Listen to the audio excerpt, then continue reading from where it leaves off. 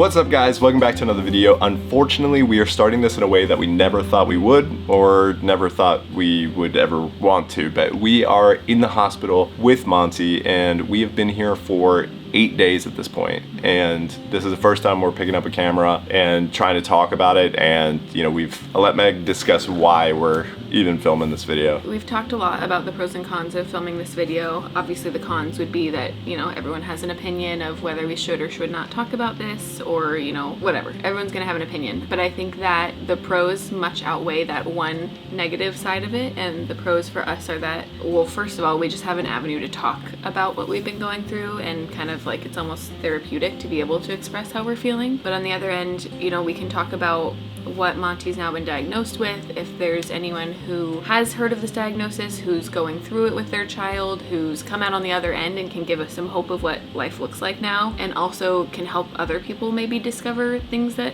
may be similar in their child, and maybe even like a professional or a specialist will reach out and see this video and give us some more insight. So I think all of that really outweighs the one negative side of having to film this, but we'll just kind of talk about what we're going through and take you guys through it with us. Let's first and foremost rip the band-aid off and tell you guys exactly what Monty has. He has a super rare condition called hyperinsulinism, which is really interesting because like 99% of the doctors who are here at the hospital said they haven't even heard of it. Yeah. They've certainly never seen it. Some, if not all, have said never even heard of it. Luckily, there's a specialized team here who has heard of it and has been putting him on a treatment plan. But he's going to be, you know, aside from the fact that we've been in the hospital for days and days and days and days and days doing tests and making sure he's okay, he's gonna live a very normal life. There's gonna be certain things that we need to do to make sure he lives that, you know, normal life, but whatever it is, we're happy to do, and we just want to see him better. But it's called hyperinsulinism. Essentially, his pancreas is producing too much insulin, which is causing his blood sugar and glucose levels to just drop significantly. When they drop significantly, there's a bunch of side effects like seizures, potential coma, brain damage, like a lot of scary stuff that you never want to hear about your child. Yeah, and just to put it into perspective, we read that about 1 in 50,000 people will be diagnosed with hyperinsulinism, also called hyperinsulinemia. But yeah, there's a lot of really scary stuff. It's essentially like the opposite of diabetes. Like your body's just, you can't maintain your glucose levels. So look at the bright side. When, you know, he's 1 or 2 years old at the birthday parties and all the parents are saying you can't have the cupcake, this dude's gonna be chowing down on the cupcake. Because he needs the sugar. He needs the sugar. How we found out, and again, this is another reason why we're making this video, because how we found out, we thought it was just a completely like fluke thing. Yeah. That was scary, but we got over it and it was no problem. If you guys watched our last video, Megan actually brought up, and this last video was before we went to the hospital, she actually brought up the main cause of how we knew something was wrong. On Monday, February 3rd, I went to the gym in the morning, and then after the gym, I was supposed to go look at a potential property that we were gonna renovate and flip, and then I had another meeting that was supposed to be in person. So I went to the gym, I checked out the property, and then something like, strangely, something inside of me was like, I don't feel like going to this meeting, because I wasn't really needed there. It was more so just nice to have me, but like I didn't have to be there. I could have been filled in. So I was like, I'm gonna go hang out with Meg and Monty so I don't have to be out of the house all day. So I went home, I was in the shower, and then I just hear this like blood curdling scream. I'm like, what the heck is that? I was like, it's either Meg or Monty. Either way, I wasn't happy hearing it. So I got out of the shower and it was okay, Bubba. I got out of the shower and Megan was just like running towards me with Monty, and Monty was like purple. He wasn't breathing. He was like drooling out of his mouth. And so, you know, all you can do really in that situation is just be super calm and, you know, do CPR. That's it, right? Well, like, and we assumed he was choking. Yes. Like he has really bad reflux, so he spits up a lot. So when I was feeding him, his eyes got really wide and he kind of changed in color, and I was like, oh my God, his spit up was coming up and it stuck. So I immediately handed him a sieve and I was like, just start pounding on his back, get it out. Yeah, luckily within, you know, let's call it a minute. Yeah, he ended up spitting up and clearing whatever was in his throat, and he started breathing again, and he came to, and we were like, holy crap, like that was absolutely terrifying, but he's okay.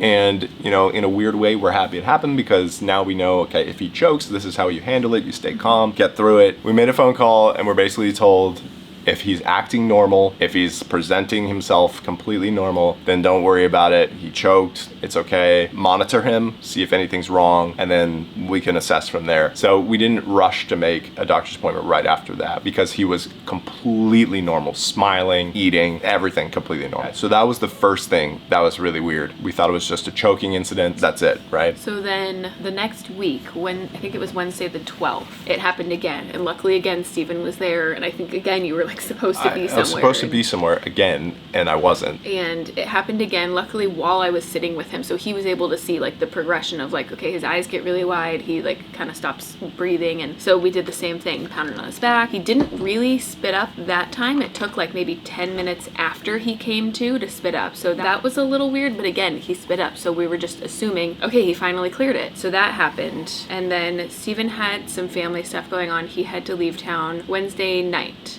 So I went from Arizona to Florida. I got into Florida at like 11 p.m. on Wednesday night.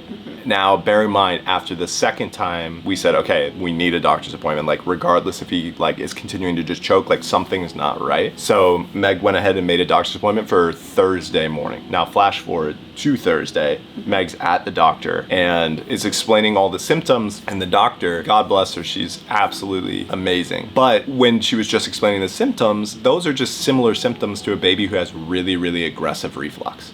So she prescribed Monty a anti-reflux medication in hopes that the reflux will stop coming up and he'll stop puking. Luckily, honestly, whatever you believe in, luckily, by the grace of the higher powers, he ended up having another choking fit inside the doctor's office where our doctor was able to see it. And our doctor immediately said, he's not choking, he's having seizures. And to hear that,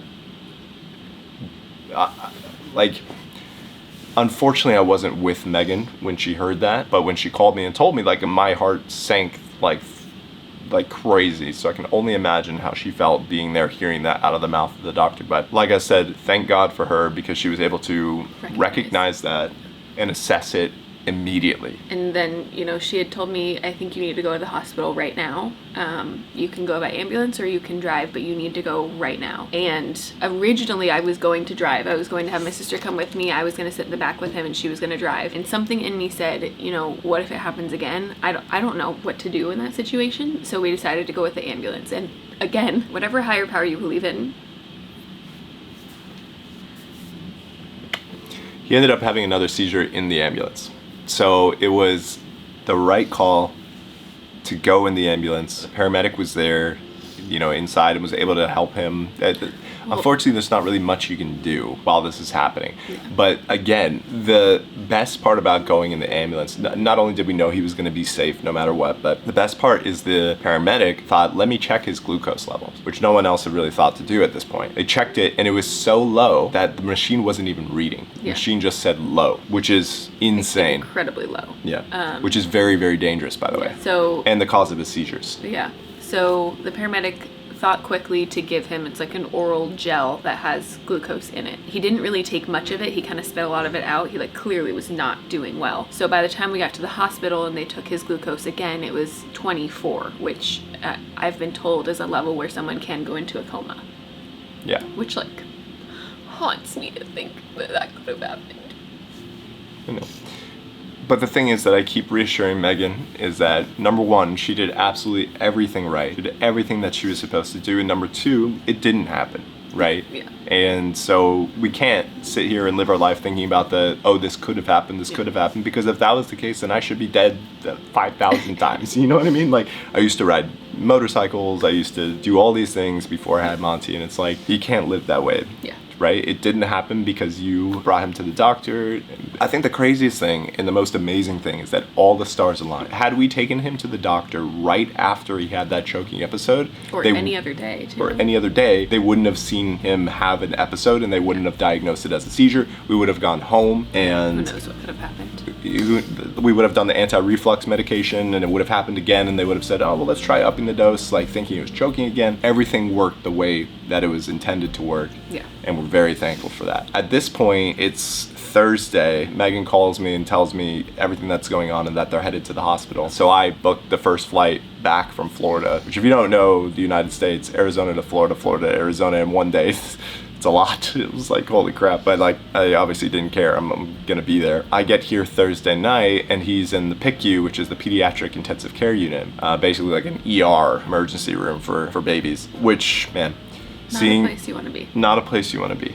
Seeing your child hooked up to countless IVs, monitors, you know, every second all you hear is boop, boop, boop, like nonstop beeping was just heartbreaking. Yeah. You know, everyone here has done a really good job of trying to assess all possibilities. So at first, like we said, hyperinsulinism is very rare. And so they thought, okay, maybe it could be this. Maybe it could be a cortisol issue, which would unfortunately be a brain issue, which would open a whole new can of worms. Thankfully, they ran all their tests and determined it had nothing to do with the brain, which we could not be happier about because it's just too much. It's a lot of stress, and it's just, regardless, it doesn't matter what he has, what he doesn't have. We'll always love him the same, but nobody wants that, right? Like, nobody wants to see their child not be able to live quote unquote normal, fulfilled life, and luckily it was not that, and we've determined that it is hyperinsulinism. So since we've been here, he's had multiple IVs. He did get a PICC line, which is essentially like a catheter that runs from your arm into your chest cavity. It's just like a more potent way of getting him medication. In a quicker way. Quicker, yeah. He's been on something called dextrose, which is essentially just like a sugar water IV, basically. That's keeping his levels at a point where he's not going to have seizures. Then we started him on a medication that he'll be on after we leave here. And then once we started him on that medication, we've been able to slowly decrease the IV dextrose until he's completely weaned off, which is where we're at now. And he's doing really well. Like, his levels have been stable since we've been here. He hasn't had another seizure. There's, you know, no concerns for comas at this point. Like, he's doing really, really well maintaining his levels. He's eating. So I think we're very, very blessed about how quickly they got him to a stable point. And he's literally, like, he was always a happy baby, and I don't know if it's just because his levels are better now and he feels good, but I've never seen a more smiley baby. It's like, it's pretty much his only emotion is just happy. It's so great to see too. He's so brave and he's so strong, and he's just taking it like a champ. But everyone that comes in is like, oh my god, he's so cute, he's so happy. Like, the amount of times we've heard he's the cutest baby they've ever seen, and like, we agree obviously, but like, it's pretty wild. Yeah. But yeah, as soon as he sees either of us, he lights up with a smile. Like, it's just really cool to see, and it almost, like, in a way, it almost makes us kick ourselves, because it's like, how did we not notice that he was not like 100% happy and healthy? But like, this is our first child. Like, yeah. we don't know. And the signs can be really hard to distinguish at this age. And just to give you guys context, so that if this could possibly be happening to somebody that's watching this video now, you may look further into a diagnosis. But the way that we found out is at around 3 months of age, he started sleeping through the night, which can be common for some babies. It can also not be common for some babies.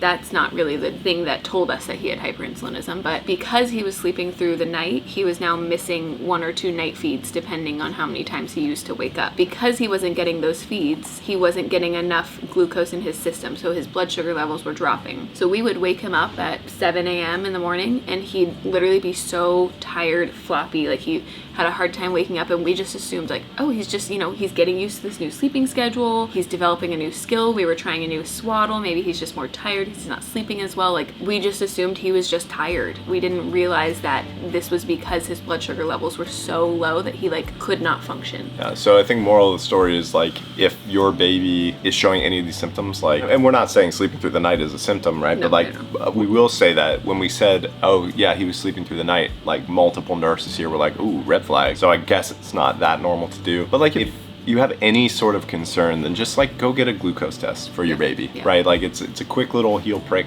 and then they test it, and then you have the peace of mind. I'm not gonna say don't make the mistakes that we made, because we didn't necessarily make a mistake, but like, learn from our experience and potentially avoid 8 days in the hospital. But moving forward, like we said in the very beginning, like, he's gonna be a normal, happy, healthy kid. He has to have 3 medications. 1 is every 12 hours, and then 2 of them are every 8 hours. Basically, we're regressing. So we gotta make sure that he's eating every 3 to 4 hours. So we're gonna have to wake him again in the middle of the night to eat, is what it is. We'll check his glucose levels. Oh yeah. They gave us a glucometer, so we'll check his glucose levels before every feed. And once he shows us that he's stable for whatever period of time they choose, then we'll start testing maybe 3 times a day. And then once that's stable for a while, we'll just test when he seems symptomatic, which essentially usually is just really tired, clammy, kind of sweaty, or kind of like pale, not really like showing much interest in anything. So, which can also be hard because that could be he's just sick or he's just having an off day. So, but at least now we know what to look out for, and hopefully we test and he's fine. But if he's not fine, then we have a plan. We've got a rescue medication, and we know we can come right back here because the endocrinology team here has been incredible. And I'm very happy with the service that the endocrinology team has given us. Anyway, guys, couple morals of this story. Number one, just be observant with your baby. Number two, hopefully you've learned something from this video and you're able to maybe see if your baby has some of the symptoms. Number three, if your baby has had this or you know somebody with it or you're a specialist, please comment down below. We'd love to talk and at least like broaden our network of people who, you know, have a similar thing and just learn. That's what we want to do because we're going to be learning every single day with him. The last thing I'll leave you with, make sure you have good insurance. Because I f***ed up and our insurance is absolutely terrible, and this whole thing is probably going to be out of pocket. 8 days in the hospital, multiple tests, multiple specialists. You do the math. Fun times. But he's worth every penny.